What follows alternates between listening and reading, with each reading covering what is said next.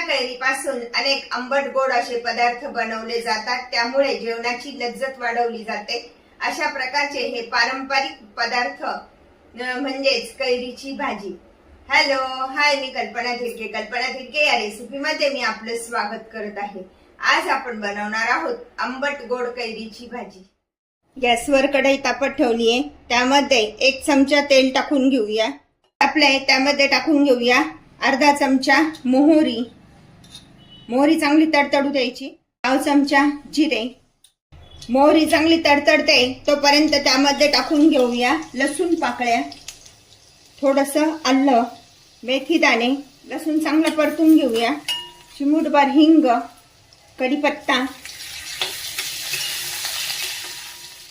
कमी गॅसवर छान असा लसूण परतून घ्यायचा, आलं लसूण। 1/2 चमचा हळद,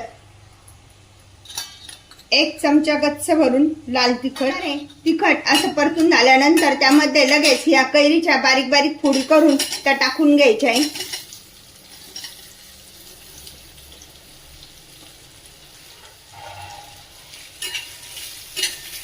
तिखट चांगलं परतून घ्यायचं व्यवस्थित। कैरी व्यवस्थित परतून घ्यायची आहे। व्यवस्थित परतून झालंय तर त्यामध्ये टाकून घेऊया 1/2 चमचा मीठ थोडं जपून टाकायचं, लागलं तर टाकता येतं। हा किसून व्यवस्थित असा गुळ घ्यायचा आहे, तो पण त्यामध्ये टाकून घ्यायचा।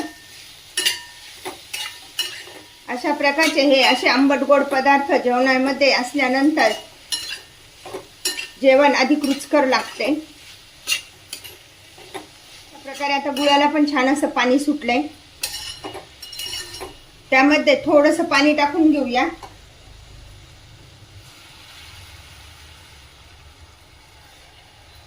आणि कैरी छान शिजून घेऊया। अशा प्रकारे आता हे 2-3 मिनिटं छान शिजू द्यायचं।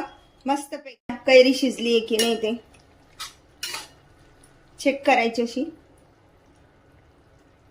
हे बघा, अशा पद्धतीने कैरी शिजली आहे व्यवस्थित। त्यामध्ये सगळ्यात शेवट टाकून घ्यायचंय थोडीशी अर्धा चमचा जिरे पावडर आणि 1/4 चमचा धने पावडर। अजून 2 मिनिट आपण ती शिजू देऊया, छान घट्टपणा येतो। कैरी छान शिजली गेली आहे आणि अशी थोडीशी पलपलीत ठेवायची, थोड्या वेळाने ती अजून घट्ट होते थोडीशी। हे बघा, अशा पद्धतीची अशी, याला आपण कैरी भाजी म्हणू किंवा मेथांबा पण म्हणू शकतो। तोंडी लावण्यासाठी अशा पद्धतीची ही कैरीची भाजी खूप छान लागते खायला। प्रकारची ही कैरीची भाजी आपण 4-5 दिवस फ्रीज मध्ये ठेवून व्यवस्थित तिचा आस्वाद घेऊ शकतो। गॅस बंद करूया। जेवणाची चव दुप्पट करण्यासाठी बनवूया एका कैरीपासून कैरी भाजी। अशा प्रकारची कैरी भाजी तुम्ही पण बनवा आणि मला मात्र कळवा कशी झाली आहे ते। लाईक आणि सबस्क्राईब करायला विसरू नका। पुन्हा आपण भेटूया नवीन रेसिपीसह। थँक्यू।